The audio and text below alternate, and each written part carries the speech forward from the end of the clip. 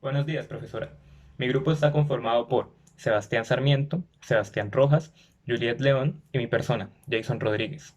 El día de hoy le vamos a hablar acerca de la ley de Fourier para la transferencia de calor a través de una superficie plana.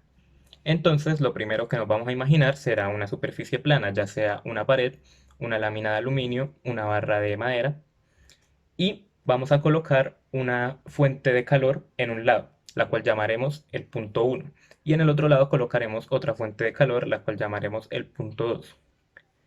Debido al gradiente de temperatura, que sería la segunda ley de Newton, esta nos dice que el calor se transferirá del punto más que tenga más temperatura al punto que tenga menor temperatura. Entonces, el calor comenzará a pasar, suponiendo que el punto 1 sea el que tenga más temperatura, el calor comenzará a pasar a través de la pared, comenzará calentando el extremo del punto 1 y poco a poco irá atravesándola hasta llegar al punto 2, atravesándola completamente. Entonces, lo que nos dice la ley de Fourier es que mientras más grande sea la longitud de la pared o de la superficie plana, más difícil y menos efectiva será la transferencia de calor del punto 1 al punto 2. Entonces esto es lo que le vamos a hablar en la siguiente presentación. Bueno, ahora vamos a hacer una analogía entre la ley de Fourier y la ley de Ohm. La ley de Fourier en superficie plana nos dice que en una superficie plana, supongamos el cuaderno, hay un punto 1 con una temperatura y hay un punto 2 con otra temperatura y el cuaderno tiene un espesor.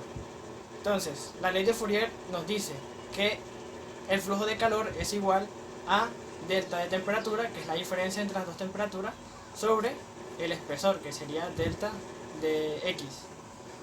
Entonces, si la temperatura en el punto 1 es mayor a la temperatura en el punto 2, el flujo de calor va a ser desde el punto 1 hasta el punto 2. Eso nos dice la ley de Fourier. Ahora, la ley de Ohm nos dice que la corriente es igual al voltaje sobre la resistencia. Supongamos que los anillos del cuaderno actúan como una resistencia y hay un flujo de voltaje de este punto a este punto.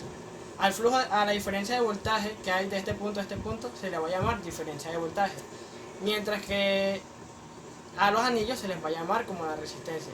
Haciendo la analogía con la ley de Fourier y la ley de Ohm, la resistencia actuaría como el grosor del cuaderno y la diferencia del voltaje actuaría como el gradiente, el gradiente del calor, que sería la diferencia de temperaturas. A continuación, voy a realizar la explicación de qué significa cada letra en la ecuación. A es el área de transferencia de calor, el cual está en unidades de metros cuadrados. K es la conductividad térmica, está dado en unidades de vatios por metros por Kelvin.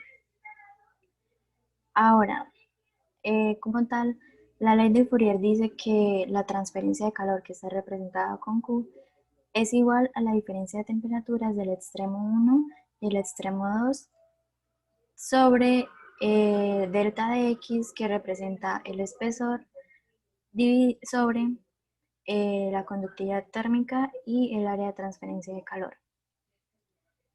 Delta de X sobre la conductividad por el área es la resistencia al flujo de calor, donde podemos ver que delta de X, si es muy grande, es decir, que si el espesor de la pared es grande, o sea, es gruesa, eh, la resistencia al flujo de calor va a ser mayor, mientras que si la conductividad térmica es mayor, la resistencia al flujo de calor va a ser menor, y lo mismo va a pasar con el área de transferencia de calor. Si esta es mayor, la resistencia al flujo de calor va a ser menor. Esto cuando se trata de una pared plana. Para una persona que no esté muy involucrada en el tema, la ley de Fourier puede parecer complicada, pues tiene en sí el término de las derivadas. Pero ahora, tratando de explicarlo coloquialmente y de una manera en que cualquier persona lo pueda entender, se lo voy a explicar a mi madre. Entonces, pasemos a eso. Vamos a tratar la transmisión de calor por medio de la ley de Fourier en superficies planas. Supóngase una pared que dibujaré aquí. Una pared común y corriente, como todas las paredes, pues son tercera dimensión, tiene un espesor que sería delta de X, y cuando, o sea, siempre van a tener una temperatura, o cuando uno le aplique calor, van a tender a aumentar de su temperatura. En esta superficie va a tener una temperatura 1. Y acá, cuando esta temperatura vaya pasando por medio de la pared, va a llegar a tener una temperatura 2, que será más baja que la temperatura 1. Entonces, nosotros tenemos que tener claro que esta superficie puede ser de distintos materiales. Entonces, nosotros vamos a partir de la ecuación que dice que el calor transferido es igual al área superficial por el coeficiente de capacidad calorífica, que multiplica a la temperatura 1 menos la temperatura 2 sobre delta de X. ¿Qué es esto? La superficie, que vendría a suponer esto. Coeficiente de capacidad calorífica, que depende de cualquier de los materiales que se esté escogiendo. Temperatura 1, temperatura 2 sería la inicial menos la final. Delta de X sería el espesor de la pared. Aquí vemos las relaciones directamente proporcionales entre el coeficiente de capacidad calorífica y el área superficial. Entonces nosotros decimos que entre más área exista para que nosotros le transmitamos calor a esa pared, mayor va a ser el calor transferido. Y con el espesor será inversamente proporcional. Entre más gruesa la pared, menos calor se va a transferir, del punto 1 al punto 2. ¿Ok? Entonces aquí nosotros vemos que aquí hay un delta. Entonces delta nosotros enseguida lo asociamos a delta de Y sobre delta de X, que eso viene siendo una derivada, una razón de cambio. Pero aquí vemos que un delta siempre está definido como la final menos la inicial. ¿Ok? Pero acá es al contrario, inicial menos final.